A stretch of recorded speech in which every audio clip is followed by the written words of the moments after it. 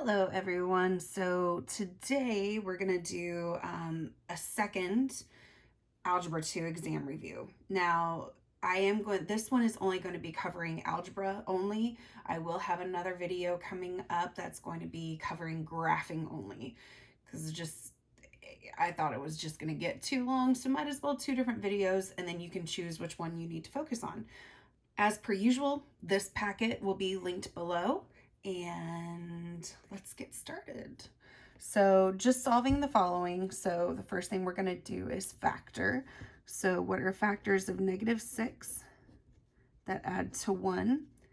Well, that'll be 3 and 2 because we know since this is negative, we know we're going to do the difference between the numbers. Now, which one's going to be negative? The 2, so that 3 minus 2 equals +1. And since a equals 1, it's just going to be x plus 3. X minus 2 equals 0. Then set each factor equal to 0. And then solve. -3, +2. Okay, next one. So what are factors of +20 that add to -9? Now, if you get to this step and you really can't remember the factors of whatever this number is, my trick is just to go ahead and write the factors off to the side. So we have 1 times 20, 2 times 10, and 4 times 5. Which of these will add to -9? We've got 4 and 5, and both are negative. So again, x minus 4, x minus 5 equals 0. Set each factor to 0 and solve. So we'll add the 4 over, add the 5 over. There we go. Oh.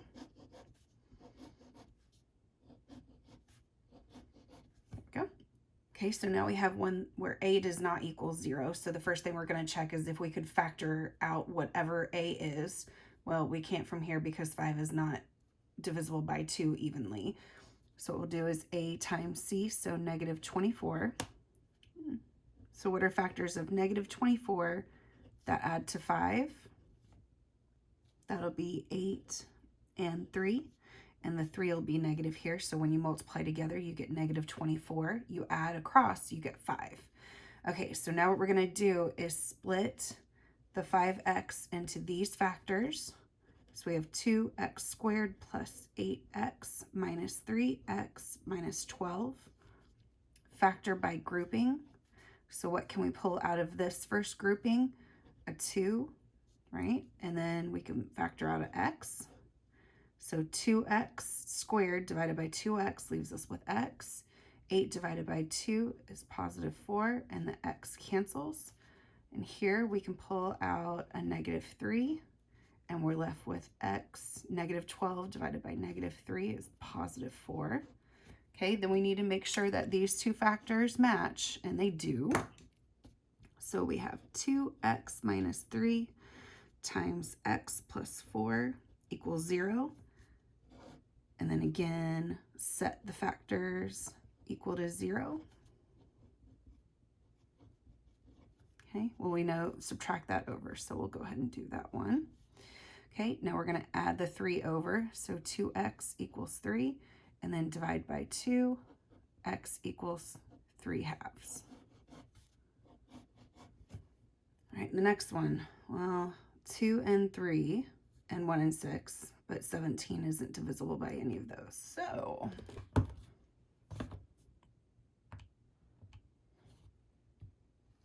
go ahead and do 6 times 14, 84. So what are factors of -84 that add to -17? All right, so we have 1 times 84, 2 times 42. Okay, let's see, 84 divisible by 3. Yep, so 3 times 28. So 4 times 21. Oh, there we go. Okay, so we have 4, or let's put the 21 out in front. Okay, now which one's going to be negative? Well, 17 is negative, so the bigger number is going to be negative. And again, we're going to split up the -17x into -21x and +4x.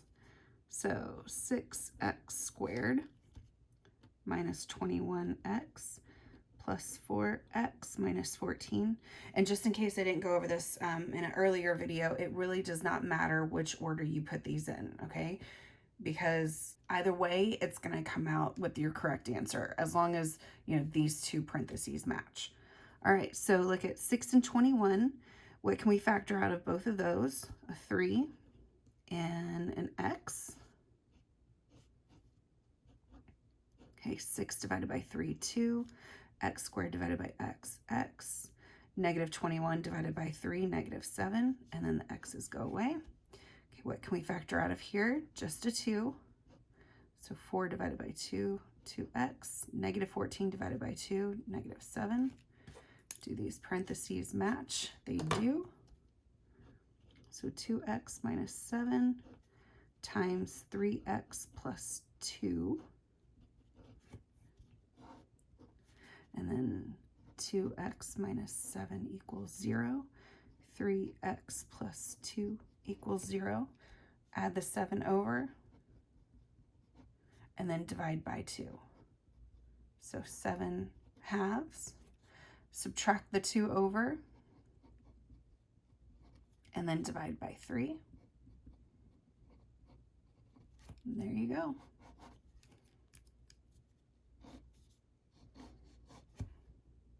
So this next one is a type of special factoring. So we notice we have a perfect square and a perfect square with subtraction in between. This is called difference of squares.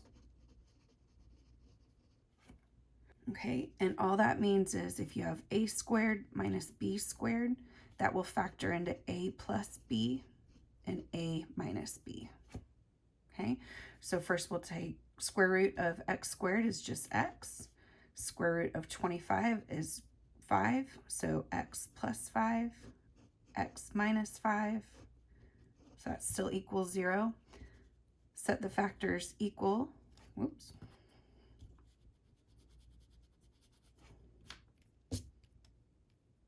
Set each factor equal to 0. Subtract it over, add it over, and you're done. Okay, you could also just straight solve this, okay? If your teacher doesn't want to see that you're actually doing difference of squares, you can just straight solve this with algebra. So add the 25 over and square root both sides. The only problem is you have to make sure when you do your answer, you use plus and minus 5. That's a big reason why teachers don't like you to use straight algebra, because some of the time the positive and the negative sign gets forgotten. So when you go to write your answers, you need to say x equals 5 and negative 5, okay? So that's why a lot of times they like you to do this step, because that way it's consistent and you get the correct answer instead of forgetting to do the plus and minus sign when you do it over here. Either way is correct, just make sure you do it correctly. All right, so now for this one. Now it looks like it could be difference of squares, but we know that 3 is not a perfect square, but we also know that 1 is a perfect square, okay? So let's see if we can factor out a 3, and what do we get? So 48 divided by 3, 16, x squared, negative 3 divided by 3, negative 1, okay? Now we have that perfect square of 16, okay? So since that's equal to 0, if we go ahead and just divide both sides by 3, we'll get 16x squared minus 1 is still equal to 0, okay? Now factor, so we have 4x plus 1, 4x minus 1, set them equal to 0. So subtract the 1 over and divide by 4. Add the 1 over and again divide by 4. So x equals positive 1/4 and x equals negative 1/4. Okay, what about factoring these? So we'll notice that we have a cube, and we also know that 8 is a perfect cube. So we're going to be doing sum and difference of cubes. Okay, so off to the side here, I'm going to write that formula. So if we have a cubed plus b cubed, okay, that'll give us a plus b, a squared minus a times b plus b squared. Okay, and if you remember the mnemonic that we had, same sign, opposite sign, always positive, right? And same goes for a cubed minus b cubed. Okay, a minus b, because same sign. A squared plus ab plus b squared. Okay, same, opposite, always positive. So let's get started on this one. So the cube root of x cubed is just x. Cube root of 8 is 2. So it's going to be 2x plus 2, same sign. A squared, so x squared. Opposite sign, 2 times x. Always positive, 2 squared, 4. That's it. Okay, so now here, what is the cube root of 8? Is 2. Cube root of x is just x. Cube root of 7 is 3. So 2x minus 3, 2x squared is just going, or I should say 2x squared is going to be 4x squared. Opposite sign, 2x times 3, 6x. Always positive, 3 squared, 9. All right, again, solve the following. So do we have factors of -9 that add to 12? No, because the highest factor we have is 1 times 9, and that would give us 10. Okay, so we definitely know we're not going to be factoring.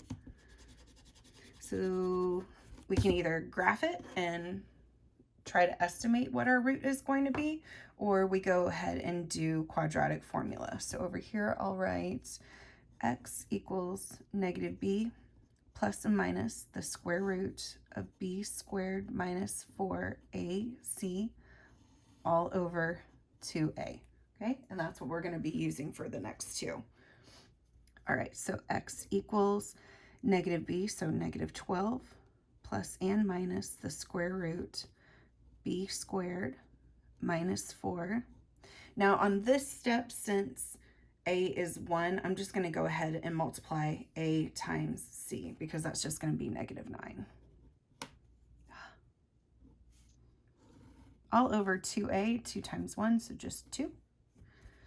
So that equals -12 plus and minus 144 minus 4 times -9, square root 180.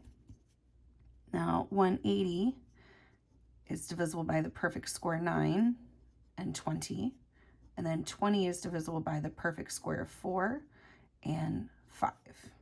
Okay, so now when we do this, we know it's going to be 3 on the outside times 2 on the outside, and the 5 is going to be left under. So 3 times 2, 6, root 5 all over 2. So 2 can go into 12 and 6, so we have -6 plus and minus 3 root 5. And that is our answer. Now real quick, if you don't like to reduce your radicals this way, you can always do it the other way that I really like. So 180, so we know that's divisible by 9 times 20 square root, so we get 3 root 20. And then we know that 20 is divisible by the perfect square of 4, so 4 times 5. When we pull that out from underneath the radical, it becomes 2. So 2 times 3, 6 root 5. Okay, either way is correct. Just do whichever way you know you're going to get the correct answer. So I had gotten through this whole thing and kind of felt like something was missing, and I looked back at my notes and I completely forgot to put that in there. But don't worry, it's already fixed on the link below. Let's try this again. Okay, so we're going to add the 17 over. So 12x squared plus 9x, so 15 equals 0. And again, we'll do quadratic formula. So negative b, or x equals negative b plus and minus the square root of b squared, so 81, minus 4, 12a times c, which is 15, all over 2 times a, which is 12. Okay, so negative 9 plus and minus 81 minus 4 times 12 times 15. So negative 639 all over 24. Okay, so 639 a perfect square? No. So now let's start with our perfect square. So divided by 4? No. Divided by 9? Yes. Oh, and definitely 71 isn't divisible by anything. So this is going to be x equals negative 9 plus and minus. And we're going to go ahead and put that negative on the 9. So negative 9 times 71, not 21. All over 24. Okay, when we square root the negative 9, it becomes 3i root 71 over 24. Okay, and does any number go into 9, 3, and 24? Yes, we can reduce all of this by 3.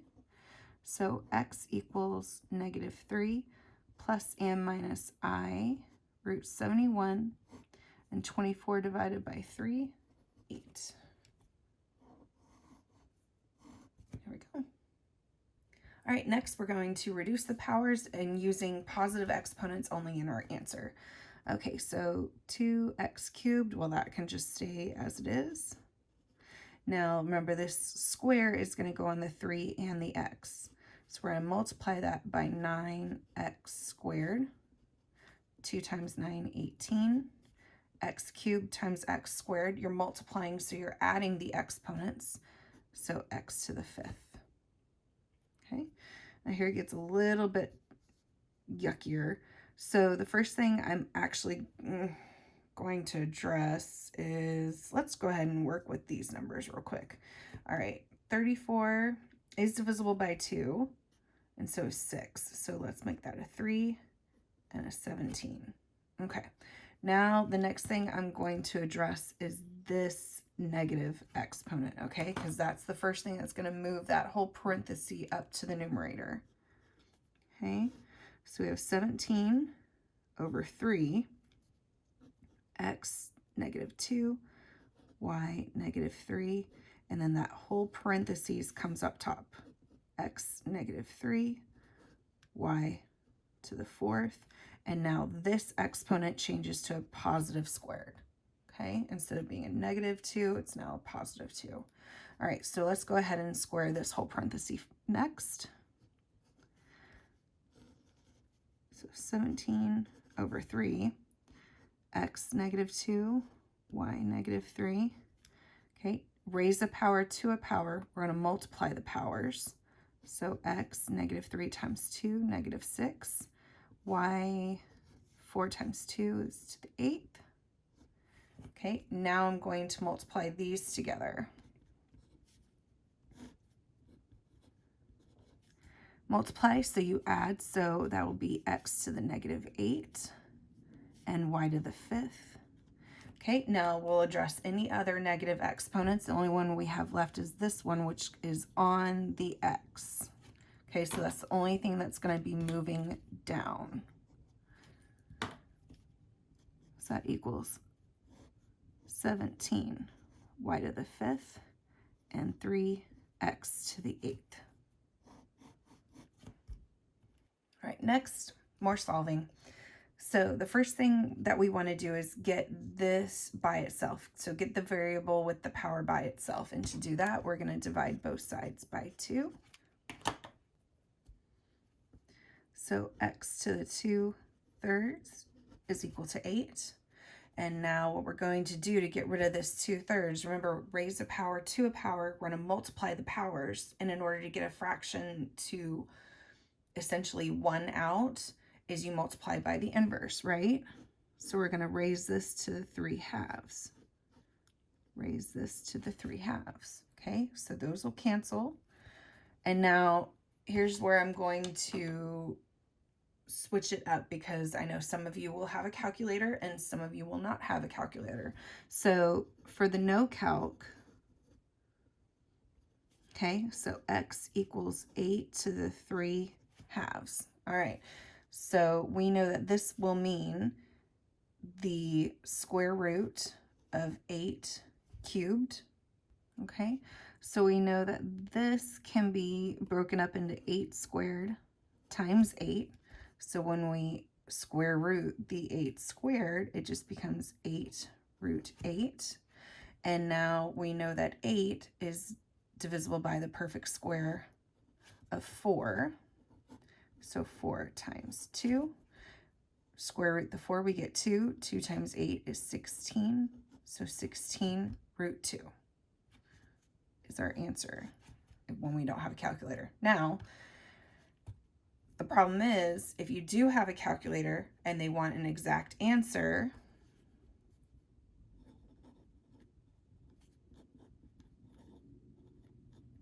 okay, so all we do is we go here, 8 raised to the 3 divided by 2. Okay, it's just going to give us that.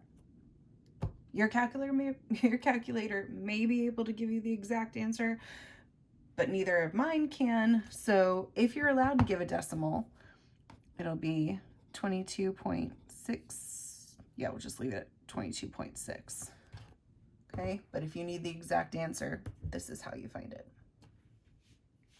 So now for cube roots.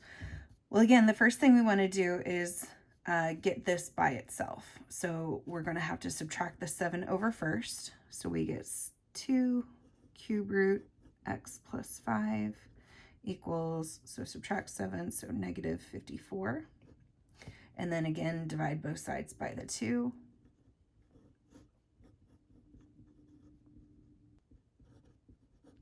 Now, in order to get rid of a cube root, you're going to cube both sides, okay? So that gets rid of that.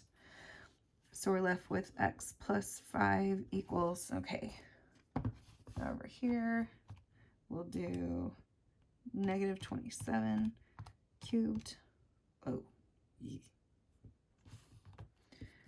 negative 19683, and then subtract 5 from that.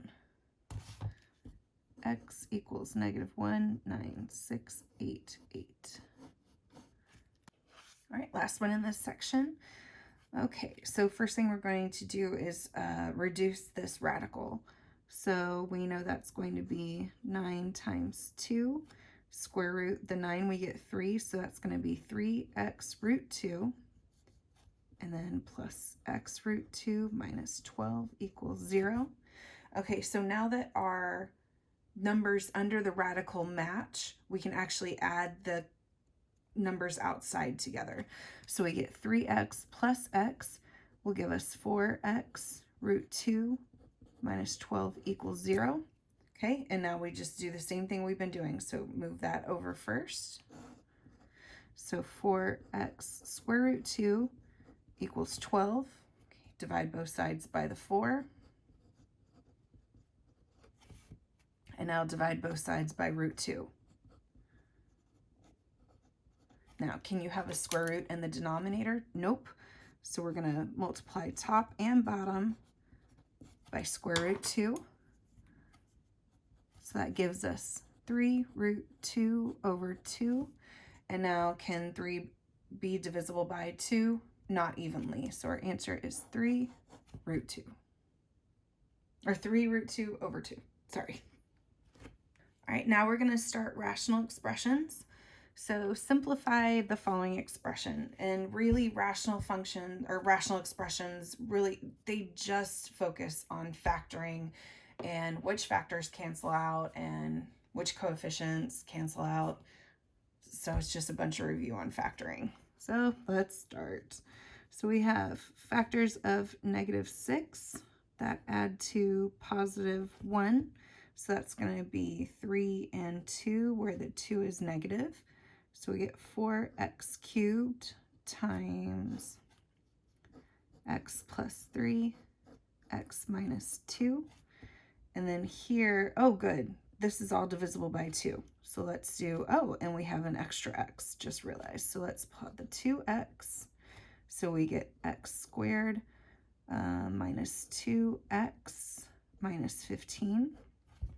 Okay, and what are factors of -15 that add to -2? So that'll be 5 and 3, with the 5 being negative. So that's 2x, x minus 5, x plus 3. Go back over here, 2x, x minus 5, x plus 3. And you'll see that this x plus 3 cancels. Okay, so now multiply all this together. We get 4x cubed, x minus 2, 2x, x minus 5. Okay, then we also notice that 2 goes into 4, okay, and x goes into x cubed, so that becomes x squared. So our final answer is 2x squared, x minus 2, all over x minus 5, with or without parentheses. So for this next one, we notice that there's division here. So the first thing I always do is keep it, change it, flip it. So we get x cubed plus 2x squared over 2x times 6x cubed over x squared minus x minus 6. Okay, now we can go ahead and start working on this. So first, what can we factor out of this numerator? Let's go to x squared. So that leaves us with x plus 2 all over 2x times, okay, can't really factor anything there. Okay, and again, it's going to be 3 and 2, so factors of -6 that add to -1 this time. So 3 and 2, with the 3 being negative. So x minus 3, x plus 2.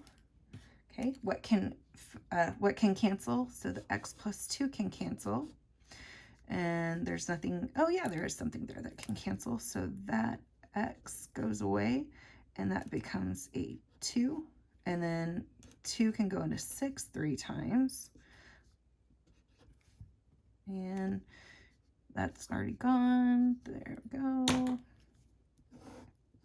So we get x squared, that's left over here. And 3x squared is left here. And x minus 3 is left in the denominator. So now multiply straight across. We get 3x to the 4th over x minus 3. So the next one has addition, and the great thing about multiplication and division is that you can just multiply straight across and it doesn't matter what the denominator is because it's multiplication. Unfortunately, with addition and subtraction, you have to get the same denominator, meaning the common denominator. So looking at 2x and x, or 7x squared, our least common denominator, called LCD. So first let's look at 7 and 2. So what is the smallest number that both 7 and 2 go into? All right, so we'll look at multiples of 7, and we're going to increase in multiples until we get to one that is divisible by 2. So 7 times 1, 7, that's not divisible by 2. 7 times 2, 14, obviously divisible by 2. So 14. And then for the variables, we definitely know we're going to have an x, and what we're going to do is take the highest power. So x squared. So 7 plus 3. Okay. So 14 divided by 2 is 7. So we know we're going to have to multiply by 7. x squared divided by x, so we'll have to multiply by another x. Okay, 14, so we just need to multiply by 2. So 7 times 7, 49x over 14x squared plus 6 over 14x squared. So now that they have common denominators, we can add straight across. So since this doesn't have an x, it's just going to become 49x plus 6 over 14x squared. Okay, and now we double check if any number can go into all the coefficients. Okay, so remember, when you've got addition, subtraction, whatever number you're looking to reduce by has to go into all the coefficients. So we've got 1, 6, 3, and 2. Well, that can go into 2, or 2 can go into that, but 2 can't go into 49. So we're fully reduced, and that is our answer. Kind of the same principle here, except my biggest first step that I can hopefully impress upon you is whenever you have subtraction, change it, change it, change it, okay? Otherwise that subtraction is just going to get lost and one of your numbers is going to come out incorrect. Okay, so we've got 3x plus 2, okay, plus negative x plus 3.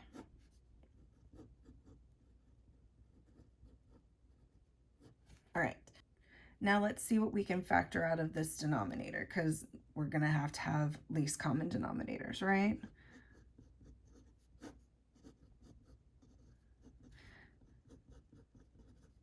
Okay, so, well, nothing can come out of 4 and 5, but we can pull out an x squared. So I'll leave us with 4x minus 5. So now, unfortunately, our least common denominator, okay, so first we have to check the coefficients. So we've got 2, okay, our variable, and what's the highest power on the variable? It's a 3, and any other factors that we have. So 4x minus 5. Okay. Oof. So 3x plus 2 over 2x cubed plus negative x plus 3 over x squared, 4x minus 5. All right, so what are we missing from our least common denominator over here? We're just missing that factor. So 4x minus 5, 4x minus 5. And then over here, we're missing a 2 and an x. And we already have the factor, so it's just 2x. Okay, so unfortunately now we'll have to FOIL this one. So we get 12x squared minus 15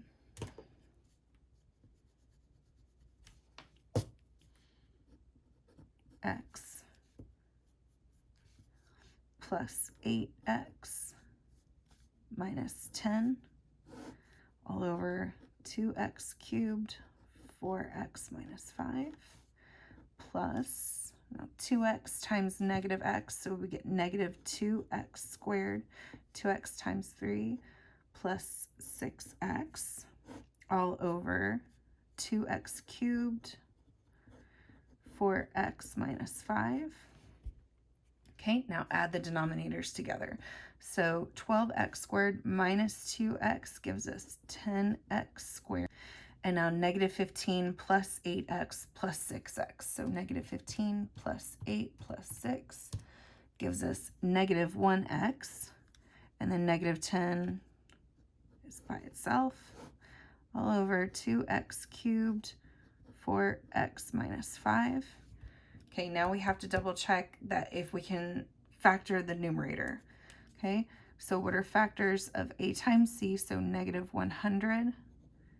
That add to negative 1. Well, there really aren't any. Okay, so that's 1 times 100, 2 times 50, 3, 4 times 25, 5 times 20, 6, 7,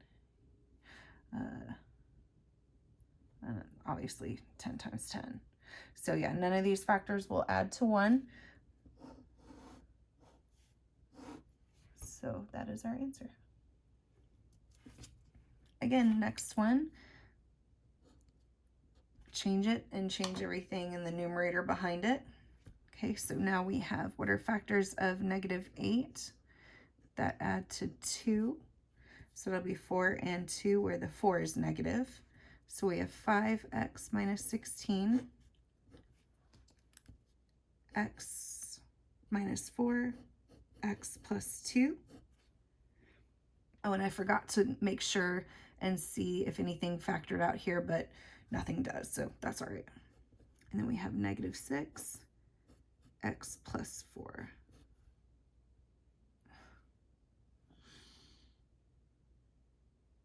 Oh my goodness.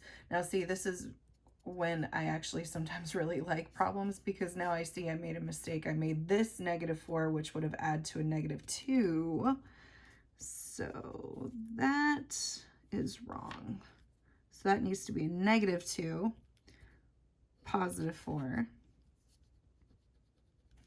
x minus 2. Okay, so now our least common denominator is going to be x plus 4, x minus 2. Okay.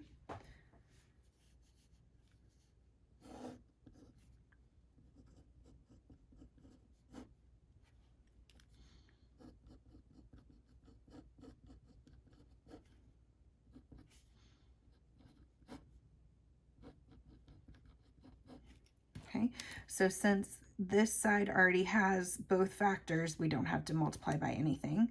This side is missing the x minus 2. All right, so we get 5x minus 16 over x plus 4, x minus 2, -6 times x, -6x, -6 times -2, +12, x plus 4, x minus 2. Okay, now that we have the same denominator, we can add our numerators together. So 5x minus 6x gives us -x, -16 plus 12, -4, x plus 4, x minus 2. Now, if you'll notice, the numerator is just the denominator with negatives. Oh, it's been multiplied by a -1. So we're going to factor out a -1. Okay, -x divided by 1, positive x, -1, oh gosh.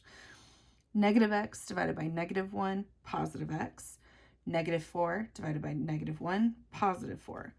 Okay, and that goes all over x plus 4, x minus 2. Now that cancels, and we're just left with -1, x minus 2. Okay, last one in this section. So again, first, factor your denominators as much as possible. So x, and 3 can come out of here. So 3, 2x minus 1 plus 4. Okay, off to the side, I'm going to factor this. So 2 times -17 is -14. Okay, that needs to add to 13, positive 13. So we have 14 times 1, where the negative is on the 1. So we get 2x squared plus 14x minus 1x minus 7. Factor by grouping. You can factor out a 2x, x plus 7. And here we're going to factor out a -1 to get x plus 7. So now that they match, we have x plus 7, 2x minus 1. So 2x minus 1, x plus 7. All right, LCD. Okay, coefficients out in front, well, we just have the 3, so 3. And both share the factor of 2x plus 1, or minus 1. And we'll need to include the other factor of x plus 7. So x, nope, no x.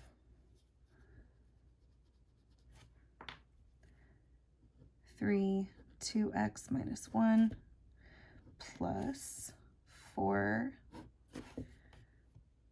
2x minus 1, x plus 7. Okay, so what are we missing from this denominator? The x plus 7. And what are we missing from here? Just the 3. Yay, at least one side's easy. So x squared plus 7x, 3, 2x minus 1, x plus 7, 4 times 3, 12, and then 3, 2x minus 1, x plus 7. Okay, now that we have the same denominator, we can add straight across. So x squared plus 7x plus 12 all over 3, 2x minus 1, x plus 7. Whew. Okay, now we can still factor this numerator, right? Because what are factors of 12 that add to 7? 4 and 3. So we get x plus 4, x plus 3, all over 3, 2x minus 1, x plus 7. Double check that nothing cancels. Nope. So that is our answer. Okay, so now for solving the rational expression. For this one, we're just going to cross multiply. So we get 2 times x plus 2 and equals 3 times 3x plus 6. Okay, distribute 2x plus 4 and distribute here 9x plus 18. And I always like to have my variables on the left-hand side. So 2x, we're going to subtract 9x. So we get negative 7x plus 4 equals 18. And then we subtract the 4 over. Negative 7x equals 14. And then divide by the negative 7. X equals negative 2. Now, we need to go back and check our answer, right? So if we plug negative 2 in here, oh, we get 0, right? So this is no solution. That's why you always go back and check. Okay, for this one, we're going to have to combine over here first, right? Because we've got that constant of 1. And then we can either cross multiply, or I'll show you another trick that I do, okay? So first, this one is just going to become x squared minus 9 over x squared minus 9, okay? Because 1 can be anything over itself. So 2x minus 5, x minus 3 equals, now since we have a common denominator, we can just add straight across. So we get x squared, negative 9 plus 6 gives us negative 3 over x squared minus 9. Okay, now we're going to factor this one because it is difference of squares. So 2x minus 5 over x minus 3 equals x squared minus 3 over x plus 3, x minus 3. Okay, now my trick is if you get the denominators to be the same and equal each other, essentially, you can just drop the denominators and set the numerators equal to each other. Okay, so what are we missing over here? We're missing the x plus 3.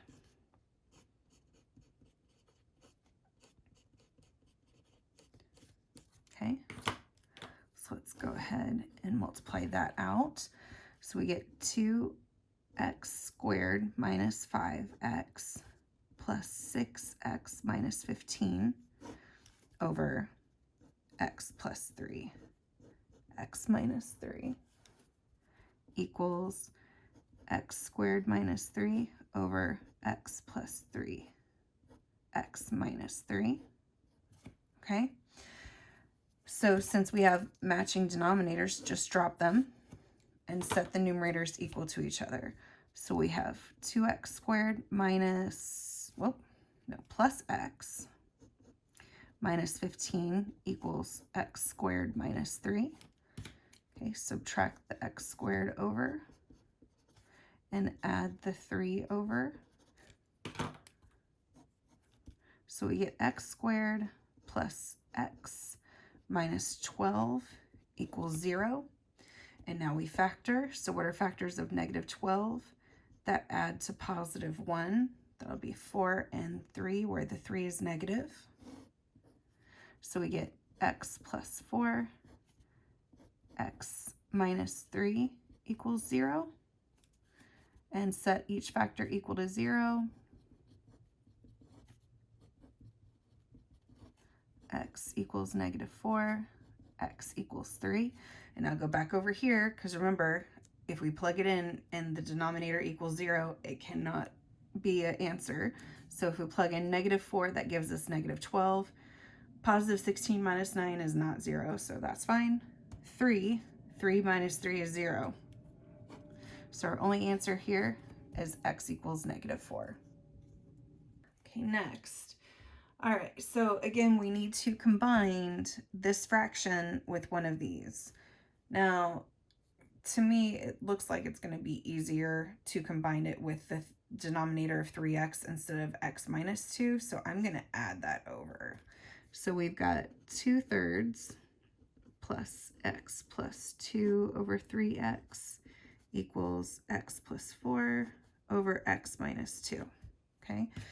So our least common denominator is just going to be 3x, so we're going to multiply by x. So we get 2x over 3x. And okay, now we can combine. So 2x plus x, so we get 3x plus 2 over 3x. X plus 4 over x minus 2.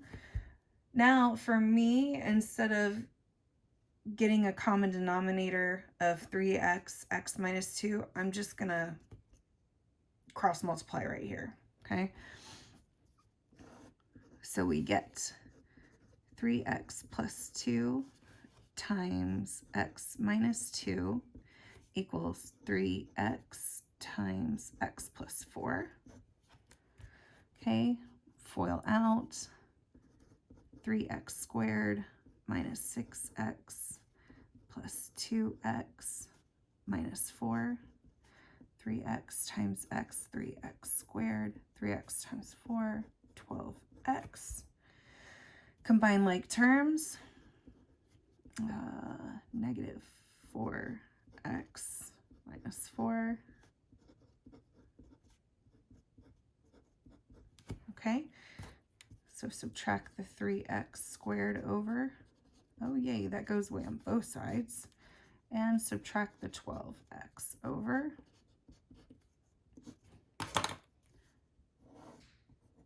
So negative 4 minus 12, negative 16x minus 4 equals 0.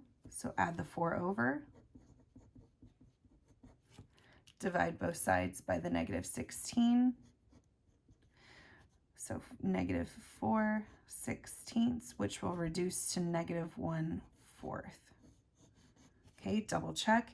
If we put in 1/4 here, that does not equal 0. 1/4, that does not. We're good. Okay, so now for problems that involve inequalities. All right, the first step you're going to want to do is just change this to an equal sign and make your life a heck of a lot easier. So x over 3, and then I'm going to go ahead and change that, equals x plus 1 over 4. Okay, now what I'm going to do is, since these are whole numbers in the bottom, I'm just going to move this over, because then our least common denominator is just going to be 12 instead of 3x minus 2.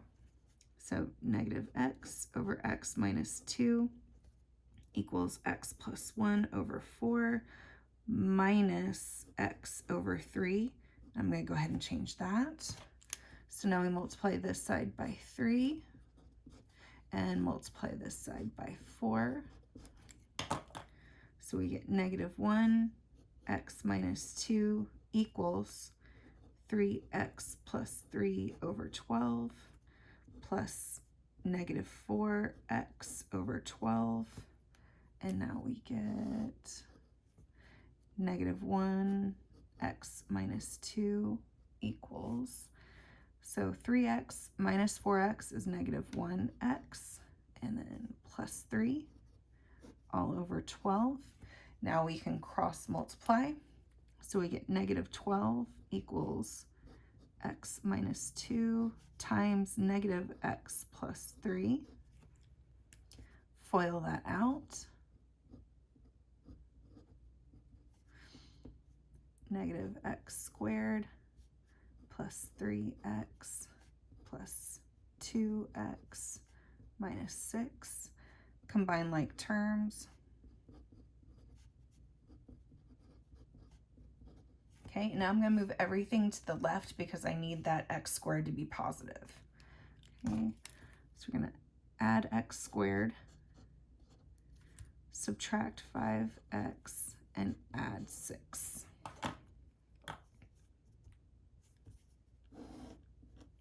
So x squared minus 5x, and then negative 12 plus 6, negative 6 equals 0. Okay, what are factors of negative 6 that add to negative 5? That would be 6 and 1, where the 6 is negative.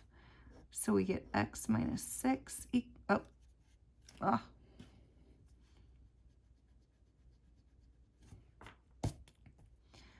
x minus 6, x plus 1 equals 0. Set them equal to 0. X equals 6, and x equals negative 1. Okay, go back here and double check. Well, the only restriction would be 2 here, so we're good on that.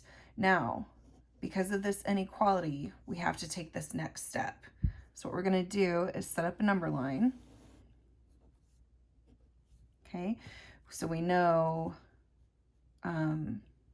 negative 1, we know 6, but our other restriction here is 2, because that would make that denominator 0. So that's another number that we need to consider.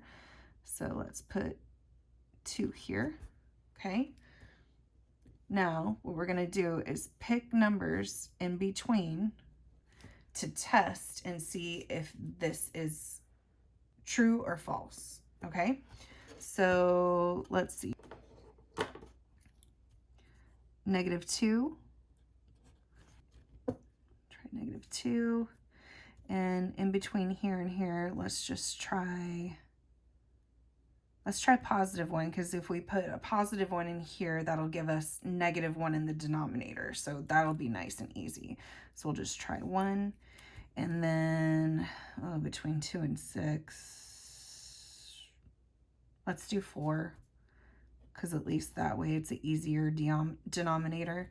And then above 6, let's do 8. Okay. So we have negative 2/3 minus 1 over negative 2 minus 2. Is that less than negative 2 plus 1 over 4? Okay, so negative 2/3 minus negative 1/4. Is that less than negative 1/4? Change it. Okay, so that gives us negative 0.416 repeating. Is that less than negative 0.25? Yes. So that one works. Now we erase and do it again. So we have 1/3 minus 1 over 1 minus 2. Is that less than 1 plus 1 over 4? 1/3 minus Well, that'll give us -1, so a -1 over 2 over 4. So it'll be 3, so it's 3/4 less than 1/2. No.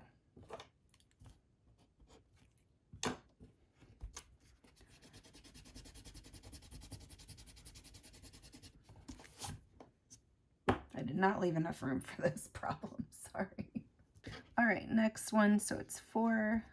So 4/3 minus 1 over 4 minus 2 less than 4 plus 1 over 4. Oh, I should have chose 3. Oh, well. So 4/3 minus 1/2 less than 5/4. So 4/3 minus 1/2. That'll give us 0.83 repeating. 5 divided by 4 is 1.25. So is that less? Yes. 8. So 8/3 minus 1 over 8 minus 2 less than 8 plus 1 over 4. So 8/3 minus 1/6, that less than 9/4.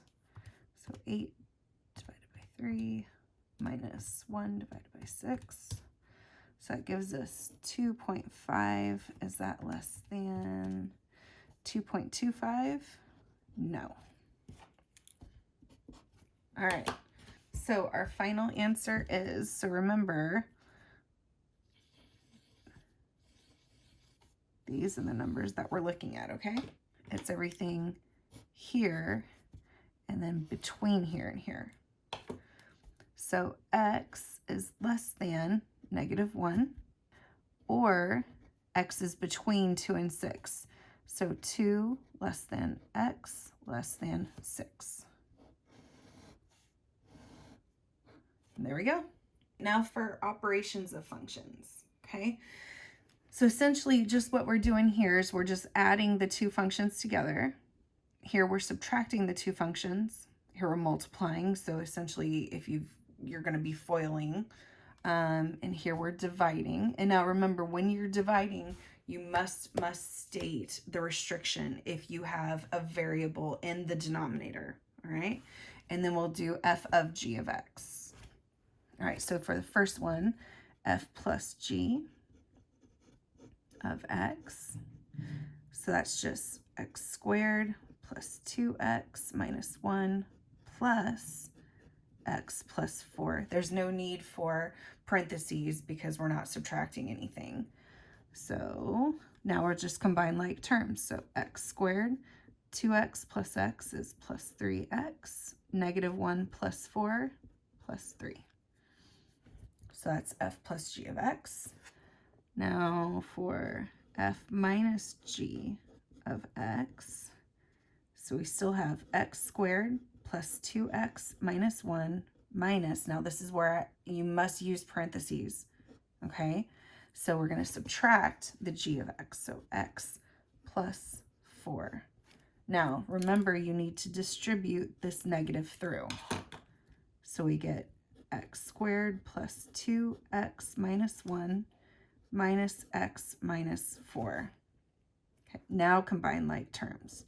X squared, 2x minus x just leaves us with positive 1x. -1 minus 4, -5. Okay, now multiplying. And just in case, you can tell the difference between multiplying and the f of g of x because this is an open circle and this is just a dot like a closed circle, okay? So we have x squared plus 2x minus 1 times x plus 4, okay? So I'm going to multiply the x squared through first. X cubed plus 4x squared. Now I'll multiply the 2x. So plus 2x squared plus 8x. And now the -1, so minus x minus 4. Combine like terms. So plus 6x squared plus 7x minus 4. And now for the division.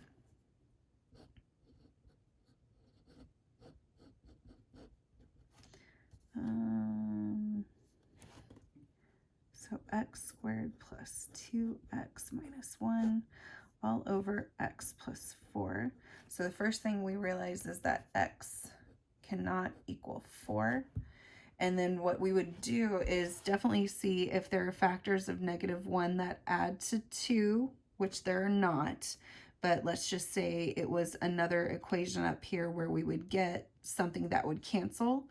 Okay, you would cancel it, and then that would be your answer, except you would have to tack that on. Okay, so but as of right now, this is our answer. Put a little comma there. All right, so now for the f of g of x, and I like to rewrite this as f of g of x because that tells me I'm going to put the g function in for any x in the f function.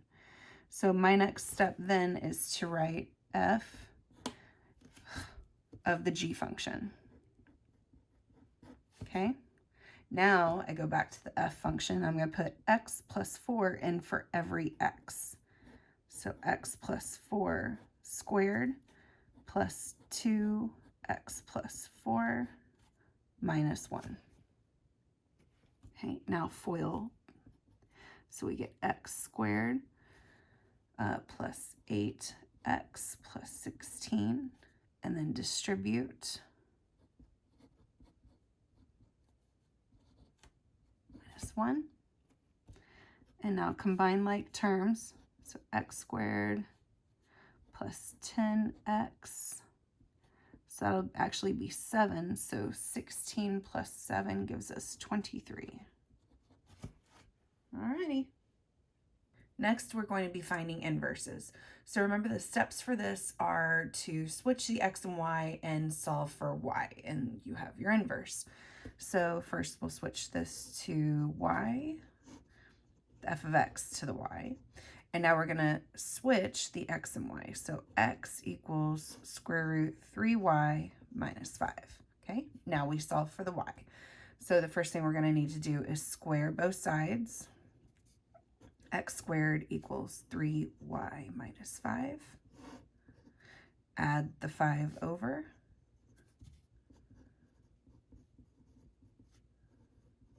And then divide everything by 3. So x squared plus 5 over 3 equals y. Okay, next one.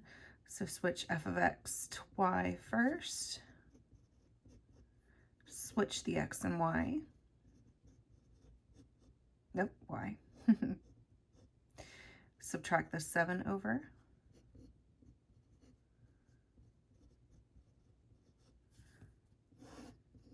And now we're going to multiply both sides by -3/2. So this is where you can either leave it as -3/2 times x minus 7, or most of the time you'll have to distribute this through. So we get -3/2 x plus 21/2. Now, just a reminder, just in case your teacher wants you to prove that these two inverses are in fact inverses of each other. Oh, and sorry, real quick, this needs to actually say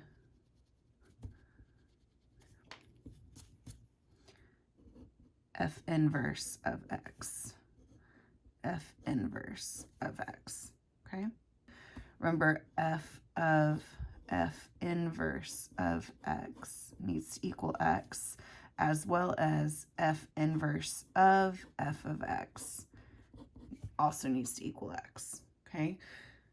We're not going to do that here, but just in case it comes up on your exam, that's what you're going to need to do. Okay, what if we have points and we just need to inverse the points? Again, just flip the x and y. So our inverse points are 3, -2, 5, 7, -4, 10. Okay. All right, logs and exponential equations. So just a real quick review. Remember, log base b of x equals a. So the base of the log becomes the base of the exponential. So x would equal b to the power of a. And also if we had b to the power of x equals a, the base of the exponential becomes the base of the log. So x equals log base b of a. And then you can use your calculator to work out either of these, or if it's simple enough, you can do the algebra by hand. All right, so here we could do this one of two ways. We could do x equals log of 1/2 of 8. Okay, if we had a calculator, that would be fine. However, we don't have a calculator, so we're going to have to do this algebraically if you're in that situation. So the first thing I'm going to do is there a way to write 8 as a power of 2? Yes, because we know that 2 cubed is 8. So 1/2 x is 2 to the power of 3, right? Now, since the 2 is in the denominator, we need to do something to this to make the 2 in the denominator. And if you recall, if you have a negative exponent, it will change numerator to denominator. So let's just negate the power of 3. Oh, there we go.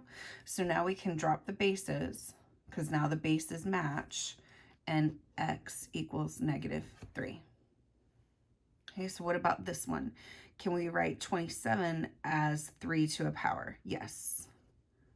4x, 3 to the power of 3, raised to the x minus 1. Okay, now we distribute because raise a power to a power, multiply the powers. 3 to the power of 4x equals 3 to the power of 3x. 3 times -1, -3. The bases match, so we drop them. 4x equals 3x minus 3. Subtract 3x from both sides, and we get x equals -3. Oh, that's funny, huh? So for this next one, we actually are going to have to move it to be an exponential. So the base of the log becomes the base of the exponential. So x equals 2 to the power of 5. And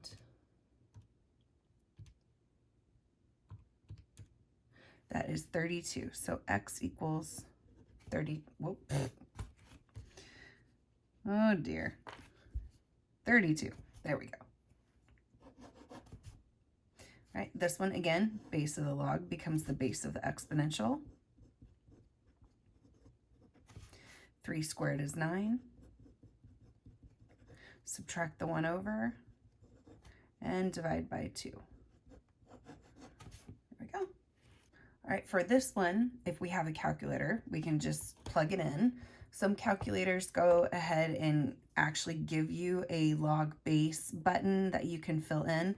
Mine does not, so I have to use what's called change of base.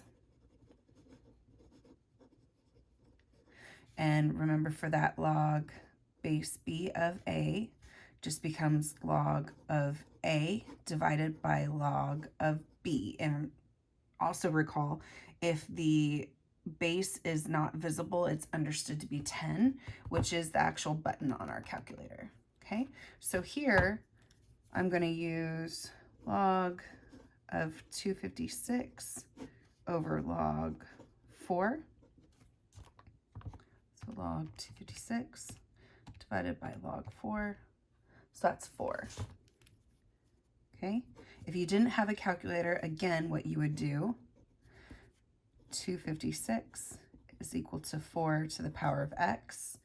And if you really didn't have a calculator, you would just do, so 4 times 4 is 16. 16 times 4 is going to be 64.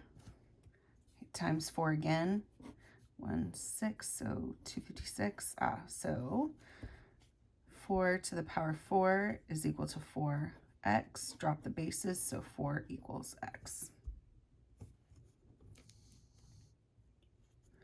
All right. Base of the log becomes the base of the exponential. Okay, now we're working with a fraction as a power, right? And recall fractions as powers, so x to the a over b.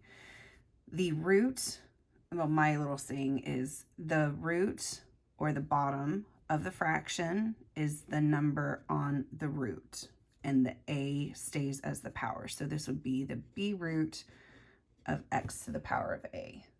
So here, this is actually the third root of x to the power of 1, which we don't really need. So what we're going to do is cube both sides. So 125 equals x. Okay, another way to have done this, like we did on a prior problem, is we're going to raise this power to its inverse. So we're going to raise both sides to the 3 over 1, which is just 3. That cancels, and again we're left with 5 cubed equals x, so 125 equals x. Either way is correct, it's just whichever one you prefer. All right, so natural log.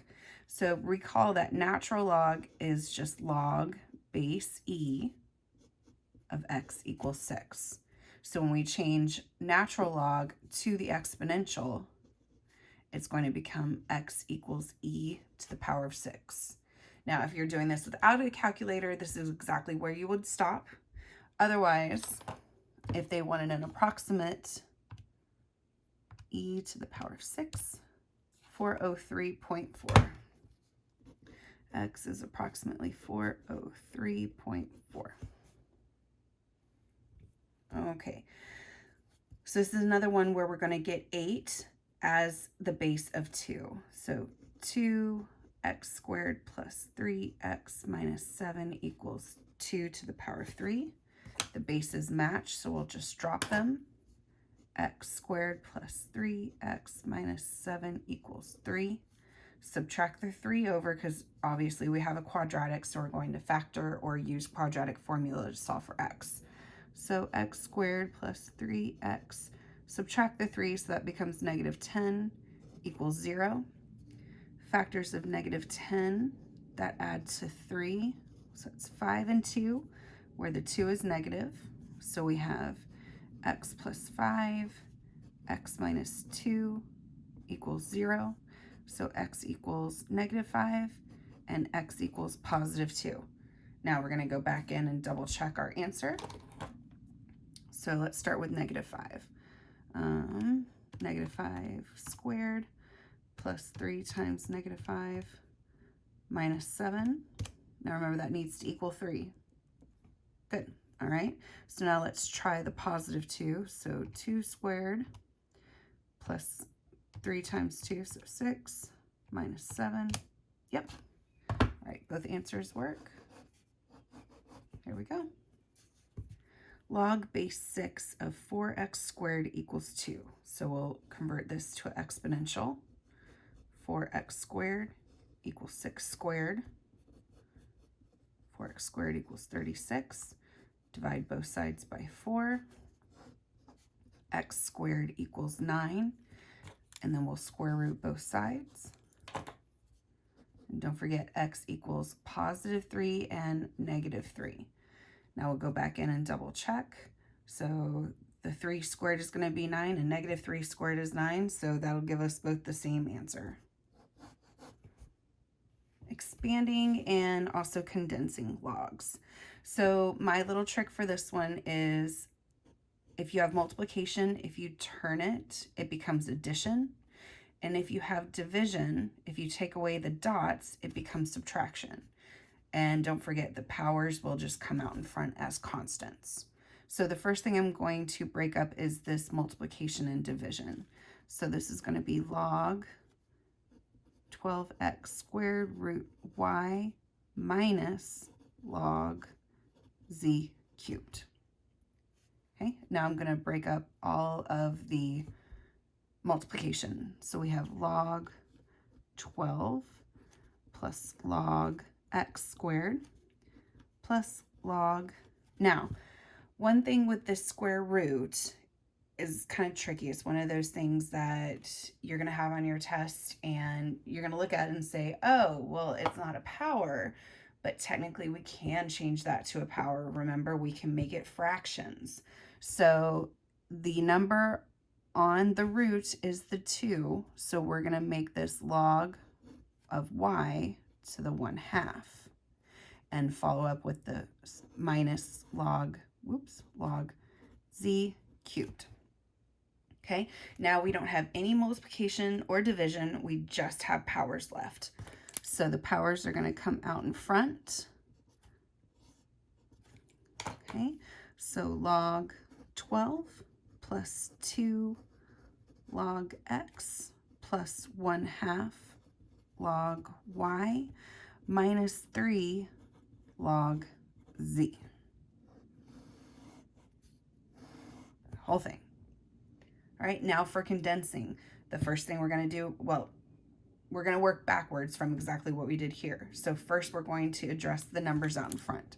So the 2 will become a power of 2, and the 3 will become a power of 3. So log of a squared plus log of b minus log of c cubed. All right, next we're going to do multiplication here. Log of a squared times b minus log c cubed. And now the subtraction becomes division, so we get log of a squared b over c cubed. Next, we're moving on to completing the square. I'm going to write my steps here for you guys. It's just what I find the most helpful and I've had the most success with. So the first thing we're going to do is move the constant and leave plus blank on both sides. Okay, so we have x squared minus 4x plus blank equals, and we added the 11 over, so positive 11 plus blank. Okay, step 2, put b divided by 2 squared in both blanks. Okay, so b here is -4, b divided by 2 is -2, -2 squared is +4, so we're going to put that in the blanks. Now what we've created over here is what we call a perfect square trinomial. Okay, so our next step is to factor the perfect square trinomial.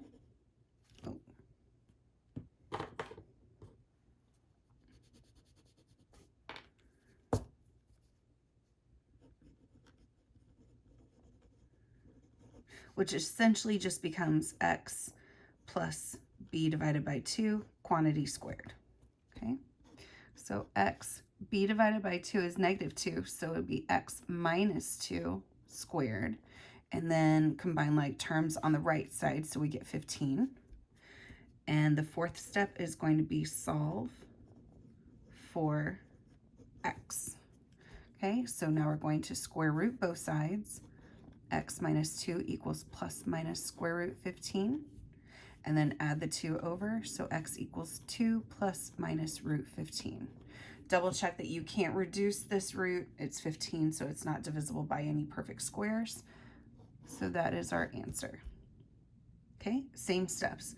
Move the constant over, x squared plus 2x plus blank equals -5 plus blank. 2 divided by 2 is 1. 1 squared is 1, so that goes in both blanks. Now factor the perfect square trinomial, -4. Now solve for x, so square root both sides. All right, so we have a square root of -4, okay? We know that 4 is a perfect square, so that's 2. And with the negative sign, remember, we're going to have to attach the I. So x plus 1 equals plus minus 2i. and then subtract the 1 over to solve for x. -1 plus minus 2i. There we go. Now that was really nice when we had an a of 1, but what happens if we don't have an a of 1? Okay, first step is the same.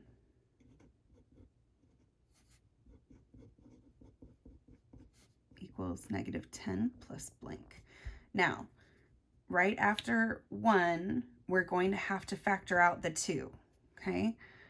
2x squared plus 8x plus blank equals -10. Now, on this blank, whatever you factored out here needs to go here as well.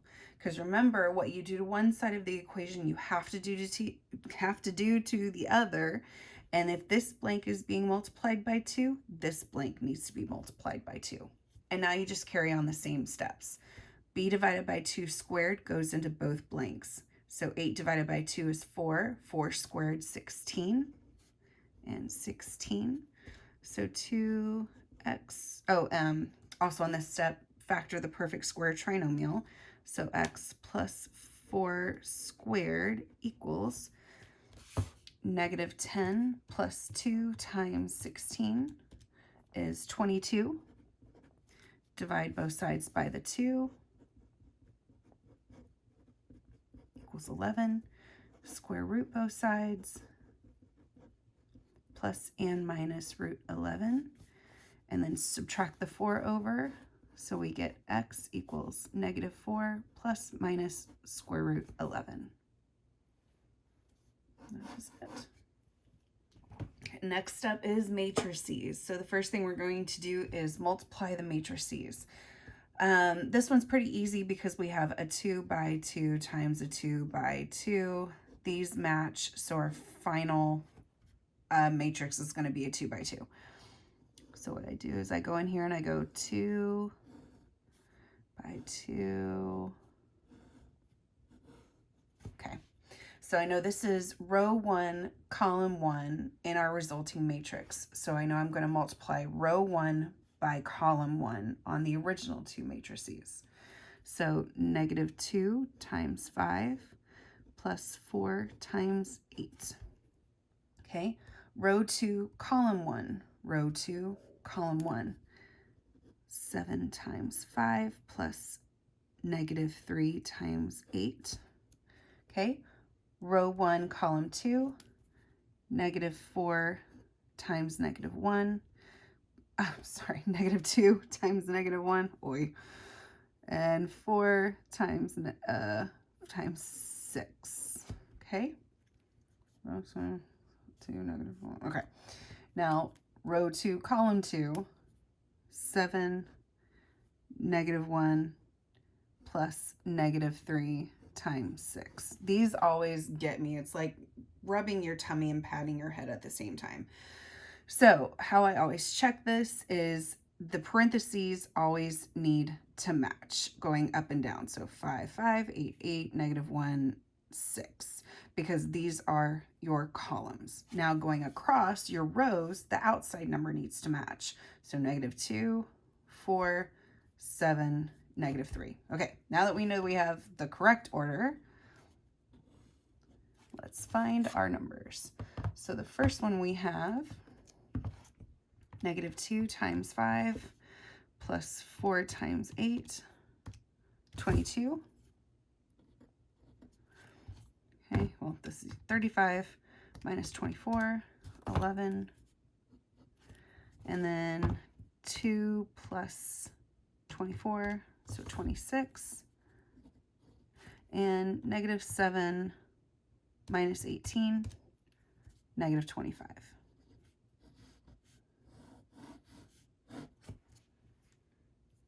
Next, we have a 1, 2, 3, 4 by 1, 2, 3, multiplying by a 1, 2, 3 by 1.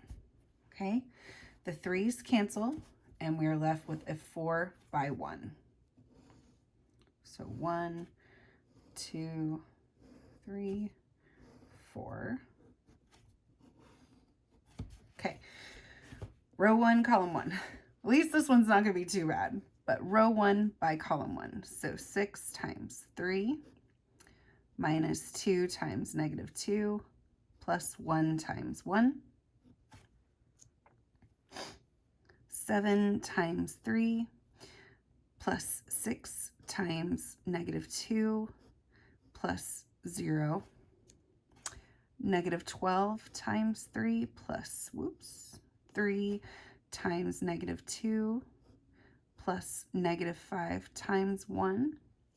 And 9 times 3 minus 7 times negative 2 plus 13 times 1. Double check 3's, negative 2's, 1, 6, negative 2, 1, 7, 6, 0, negative 12, negative 5. All right. Okay, so we have 18 plus 4 plus 1, 23.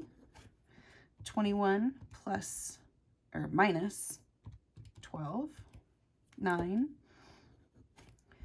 Negative 36 minus 6 minus 5, negative 47. And 27 plus 14 plus 13, 54.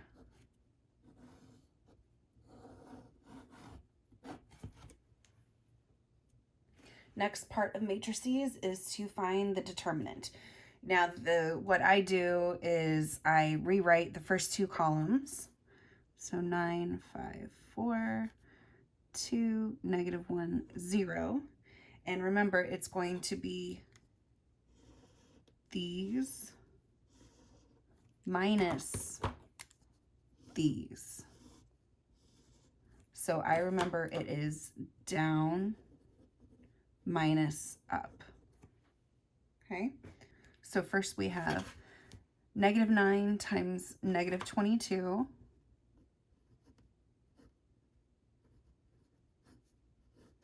plus 12 times 4, which is going to be 48, plus, well, that's just going to be 0, minus, now the up. So negative 4 times 3 is negative 12, plus 0, plus, or minus 22 times 10. Okay, so negative 9 times negative 22 plus 48. We get 246 minus negative 12 minus 22 times 10. Negative 232. So our determinant is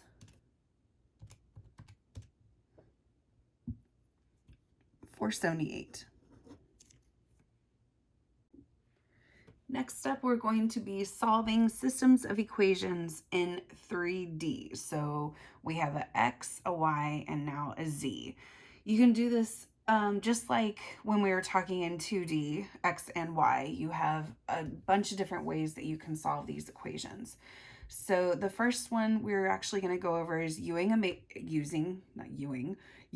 matrix. We're also going to be using Cramer's rule, and also the basic elimination substitution that we used in 2D, okay? So first we are going to need to set up our matrix. So we have coefficients only, 2, 3, 4, 1, 2, 1, and then 1, 3, 2, our line, and now our answer column, 1, 12, and 1. Oh, negative 1. So we'll take positive, positive. Yep, that's the only negative. Okay, so our first step in doing row echelon form and reduced row echelon form. Now, if you're not going to be quizzed on this, feel free to skip this part. I would go straight to the elimination substitution that I'm going to be using for this one, but if you're not going to be using matrices, you can just skip this part. But the first thing we want to do is actually get a 1 in this column and eliminate the 3 and the 4, okay? So let's see. I think the easiest thing to do, since 3 minus 2 is 1, is I'm going to switch these two. Okay. So that'll give us 3, 2, 3, 12, and then 2, 1, 1, 1, and 4, 1, 2, negative 1.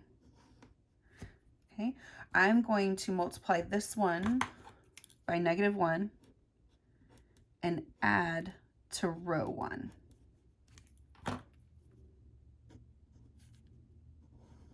Okay, if we take this one and we multiply by negative 1, we get negative 2, negative 1, negative 1, negative 1. Okay, and as we add it to row 1, it's going to take place of row 1 in our new matrix. So 3 minus 2, 1, 2 minus 1, 1, 3 minus 1, 2, 12 minus 1, 11. And now write row 2 and row 3 as they are. Okay. All right, now I'm going to multiply row 2 by a negative 2 and add it to row 3. Okay, so 2 times negative 2, negative 4, negative 2, negative 2, negative 2. Now in our new matrix, row 1 and row 2 stay the same. So 1, 1, 2, 11, 2, 1, 1, 1. Now 4 minus 4, 0. 1 minus 2, negative 1. 2 minus 2, 0. And negative 1 minus 2, negative 3. As we work towards reduced row echelon form, now if you don't remember what that is basically just ones on the diagonal surrounded by zeros and then your answer.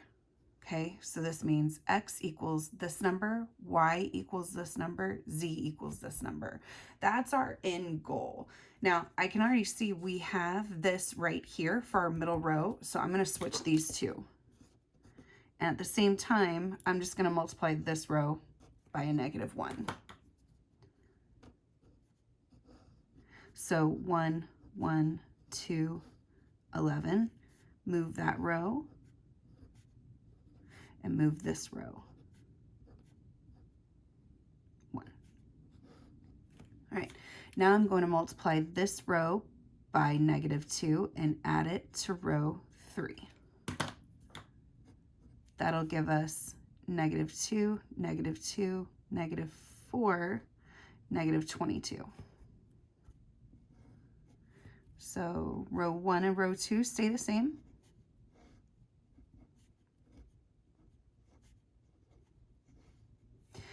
Two minus 2, 0. 1 minus 2, negative 1. 1 minus 4, negative 3. 1 minus 22, negative 21. Okay, now we're going to add this row to row 3, and we don't need to multiply anything because that's already going to cancel out where we want this 0 because we need a 1 here.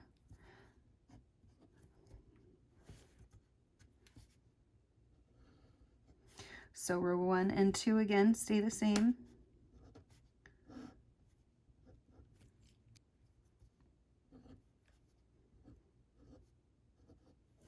Now add these two together, so we get 0, 0, negative 3, negative 21 plus 3,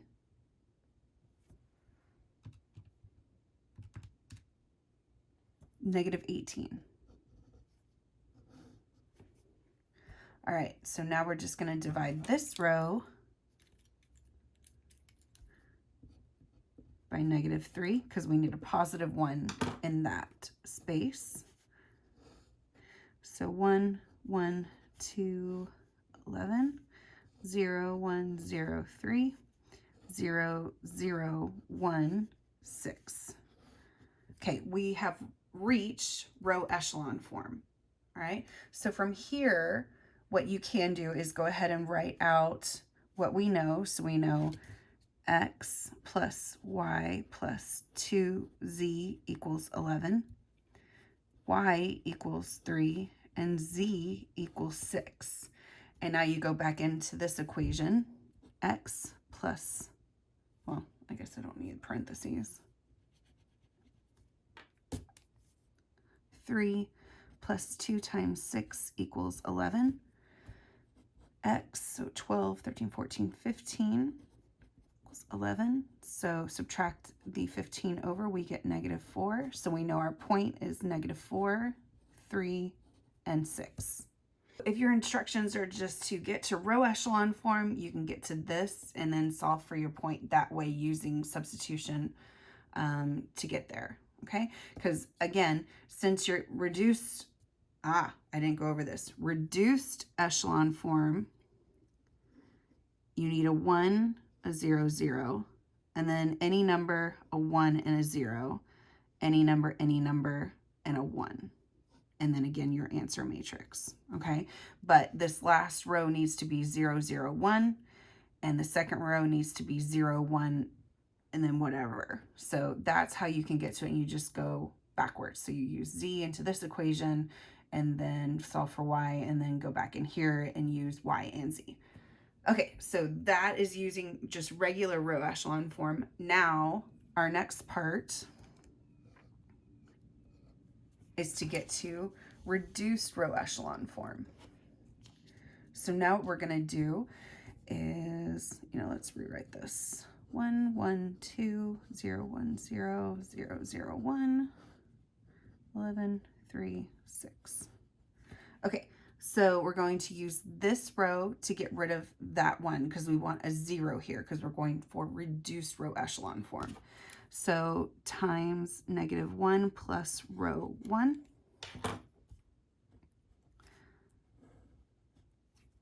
Zero, -1, 0, -3. So 1, 1 minus 1, 0, 2, 0, still 2. And 11 minus 3 is 8. Row 2 and row 3 stay the same. And now we're going to multiply this row by -2 and add it to row 1. 0, 0, -2, -12. Okay, so 1 is 1, 0, 2 minus 2, 0, 8 minus 12, that'll be -4. And then these rows stay the same. Okay, and now from here we know that x equals -4, y equals 3, z equals 6, which is exactly what we found in the problem above. Next, we'll be using Cramer's rule to solve for the same system of equations. Okay, we're going to use the same system, all three of these. I just really want to show you guys how I do it and make it, hopefully make it a little bit easier for you to understand if there's any confusion, but then again, also giving you a way to check yourself. So do these on your own, and then check it with the video, or watch the video and see if it helps you understand it a little bit better, because this one gets a little squirrely. All right, so the first thing we're going to do with Cramer's rule is to find the determinant of just the XYZ matrix. Okay, so first, determinant of XYZ matrix. Okay, so we have, and just coefficients again, 2, 3, 4, 1, 2, 1, 1, 3, 2. Oh, let's do that correctly.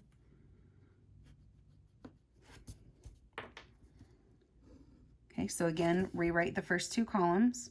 So your X and your Y column. And remember, it's down minus the up.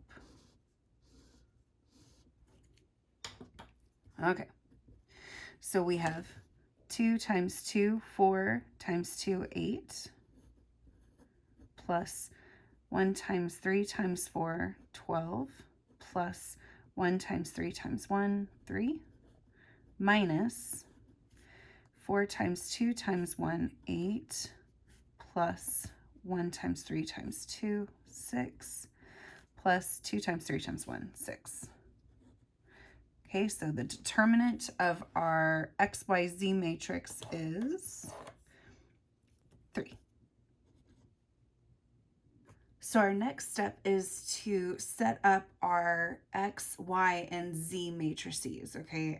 That's just what I call them. They're probably called something else with your teacher, but basically your answer column is going to take place of the variables column, okay? So let me show you what I mean. So the answer column, since we're actually going to be solving for X here, is going to take place of the X column. So instead of writing the coefficients with the X's, we're going to be writing the answers. And then follow up with the same Y variable column and the same Z variable column. Okay, and we're going to divide this by the determinant of the XYZ matrix, which was 3. Okay, now we're going to find the determinant of this matrix. So 1, 12, negative 1, 1, 2, 1. Again, down, minus up. So we have 1 times 2 times 2, so 4, plus 1 times 3 times negative 1, so negative 3, plus 12 minus the up, so negative 2 plus 3 plus 24, all divided by 3. So we have 4 minus 3 plus 12 minus negative 2 plus 3 plus 24. So we get negative 12 divided by 3, so negative 4. Okay, now set up our Y matrix. Again, X will stay the same, Z will stay the same, but the answer column goes in for our Y column. So 2, 3, 4. Ugh. And now our answer column, 1, negative 12. Oh, whoa. 12, negative 1. And then Z column, 1, 3, 2. All divided by 3. So 2, 3, 4. 1, 12, negative 1.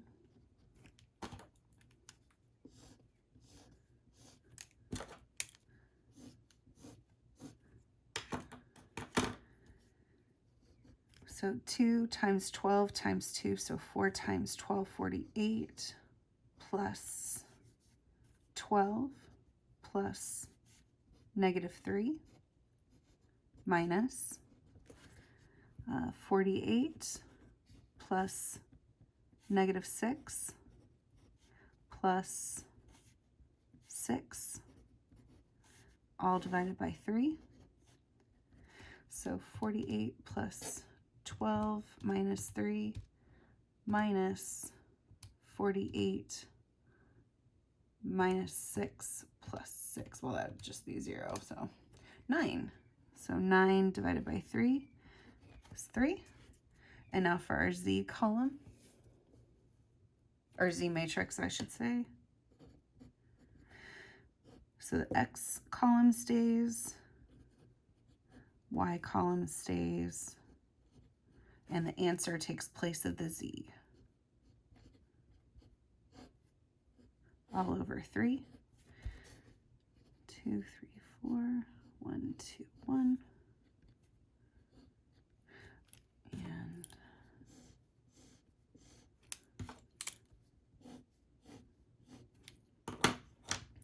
okay, 2, so negative 4 plus 48 plus 3 minus 8 plus 24 minus 3. Negative 4 plus 48. So 18 over 3, so 6. So now we know this is our point of intersection. So negative 4, 3, 6. All right, last way of solving for a system of equations is going to be using elimination and substitution.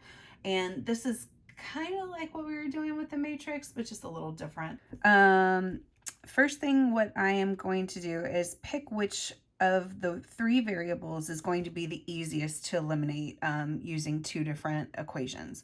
So I think the y is going to be the easiest because it's the only one that only one variable or only one line has a coefficient with it. So I'm going to take these two.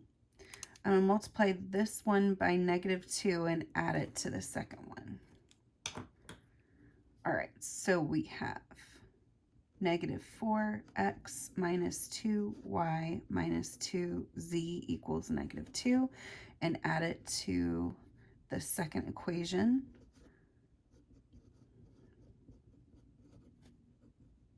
Add straight down, we get -x, that eliminates, and plus z equals 10. All right, now I'm going to need to do a different combination, but still eliminate the y. All right, so, let me just do 1 and 3, multiply 3 by the -1 and add it to the first one. So let's go ahead and 2x plus y plus z equals 1, and multiply this one by the -1, so -4x minus y minus 2z equals +1. Add straight down again, so we get -2x minus z equals 2. All right, now I'm going to get these 2 equations together, and actually the z is going to cancel itself if we just add straight down. So that step is actually taken care of for us.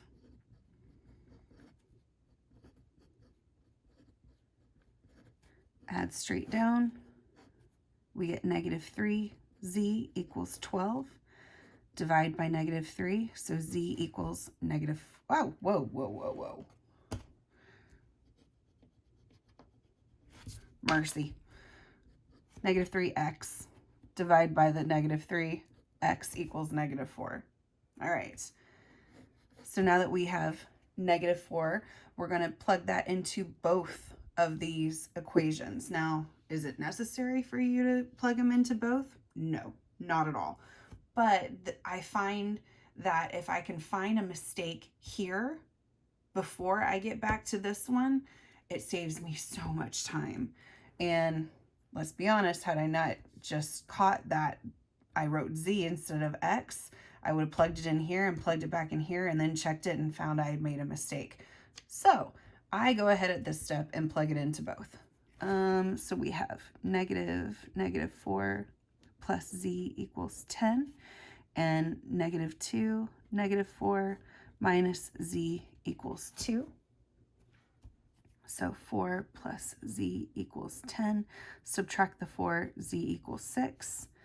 8 minus z equals 2. Subtract the 8, -z equals -6. So z equals 6. Awesome. That checks off. So z is 6. And now we take both of these and plug it into any of the original 3 equations. Okay.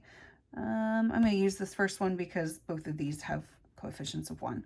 So 2 times -4 plus y plus 6 equals 1.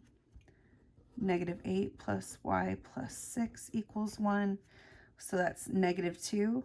Add it over. Well, let's just do that step. Now add the 2 over. So y equals 3. So again, our point of intersection, -4, 3, 6. All right, last page. Yay. Okay, fine. For interest and investments. Really the main equation you're going to need to remember is PERT. So P times E raised to the RT. And that's amount equals PERT. Now from here, I can remember the other equation. So amount equals principal 1 plus R over N T. Okay, so find the value of a $5,000 investment at 4% interest after 5 years compounded. So the first one is annually. So A equals P is principal, so 5,000. Don't know why I used a parenthesis.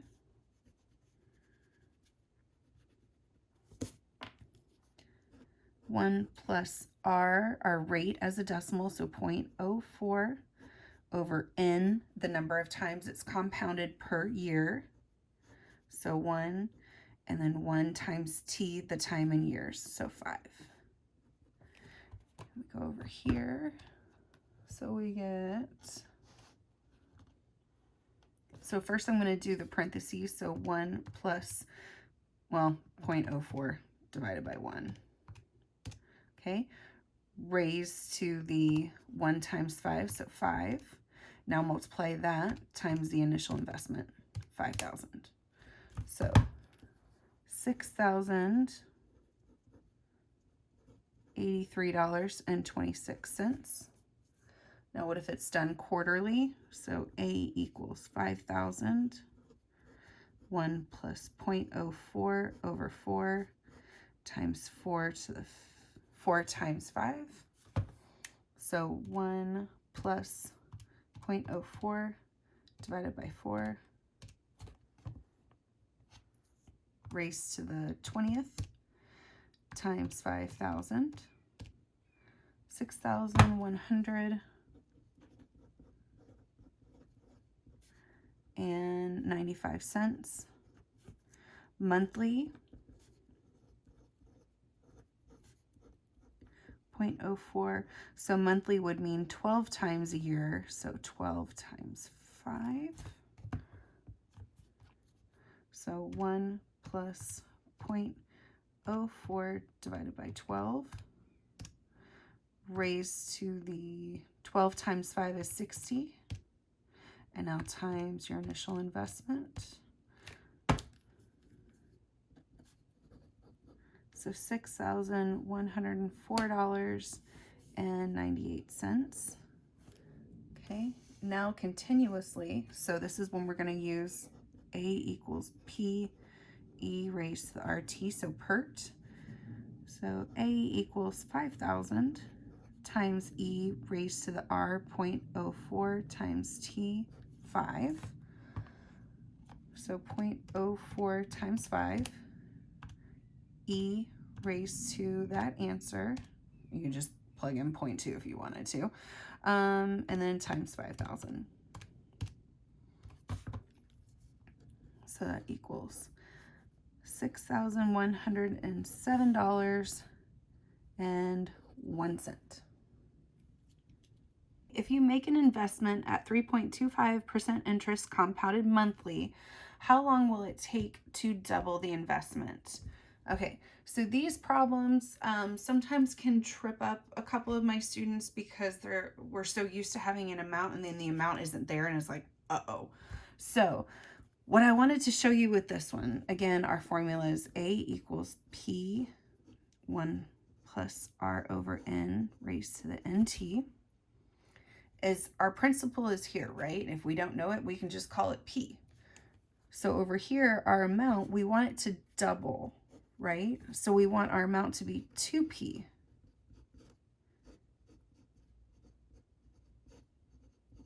Okay, now if it says triple, just put a 3, quadruple 4, whatever it says, just put that number out in front of the P.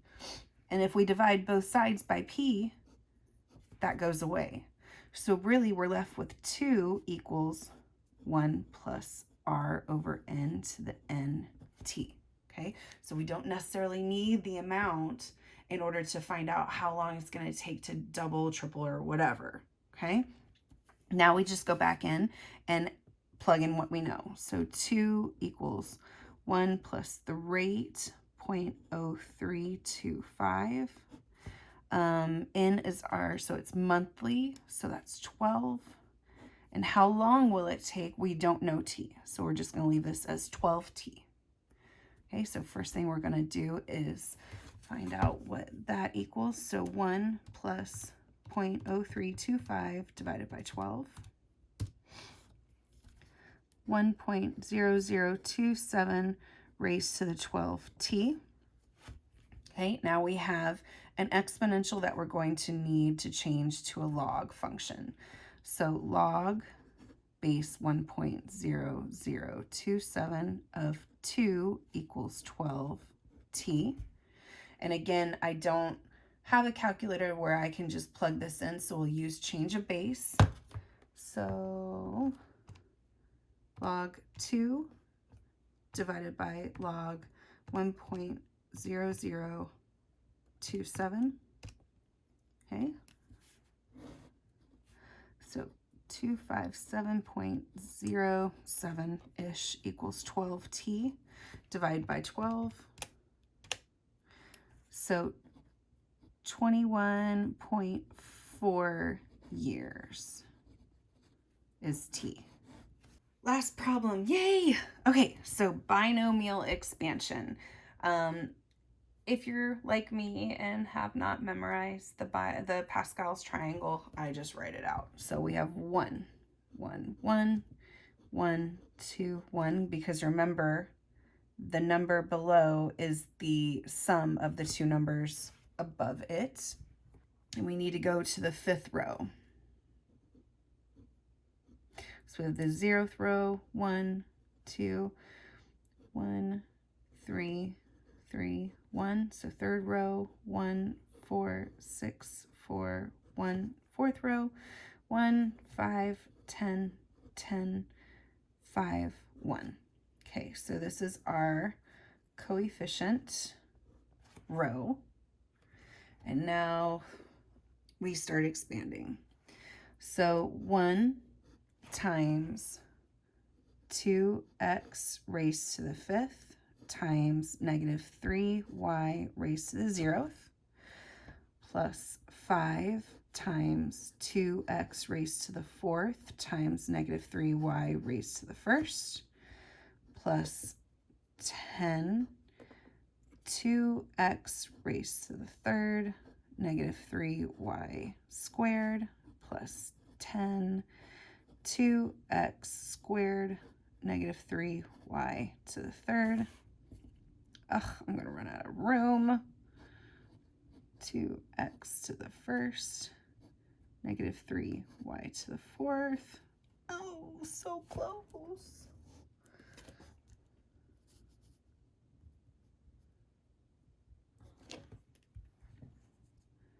And plus, well, we know 1, so I'm not going to write that. We know that this is going to be to the 0th, so that's going to be 1, so I'm not going to write that because I really want to fit this on one row. Okay, yay! Okay, so that goes away because that's just 1.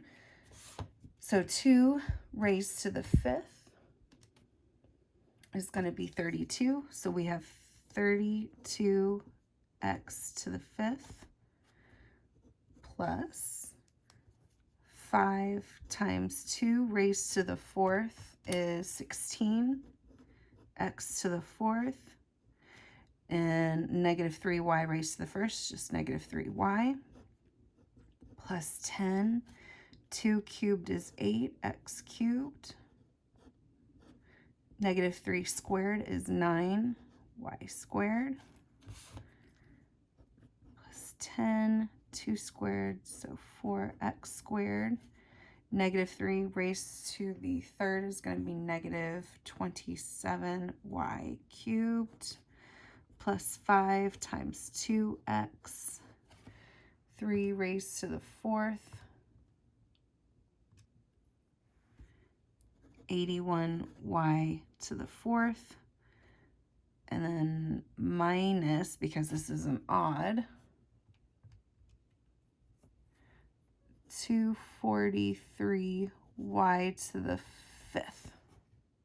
All right, from here, I like to go ahead and check my powers.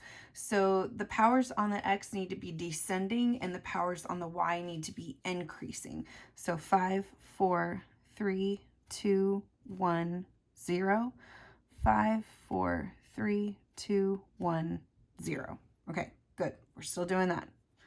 And the coefficient in front of the x needs to be getting smaller by 2. So 32 divided by 2, 16, divided by 2, 8, divided by 2, 4, divided by 2, 2. And this needs to be getting smaller by multiples of 3. So 243 divided by 3, 81. Yeah. 81 divided by 3, 27. 27 divided by 3, 9. Divided by 3, 3. And there we go. Okay, we're still good.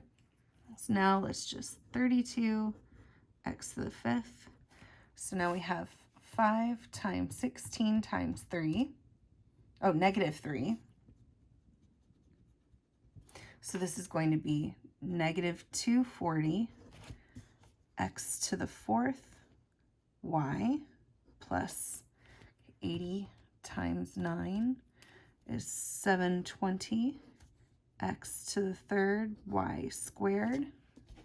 And then we have 40 times negative 27. So negative 1080 x squared y cubed plus 10 times 81. So 810 x y to the 4th and minus 243 y to the 5th. Again, double check. So 5, 4, 3, 2, 1, 0. 5, 4, 3, 2, 1, 0. And then since we have one of our terms being negative, we know that the sign is going to change from positive to negative each time. So positive, negative, positive, negative, positive, negative. All right.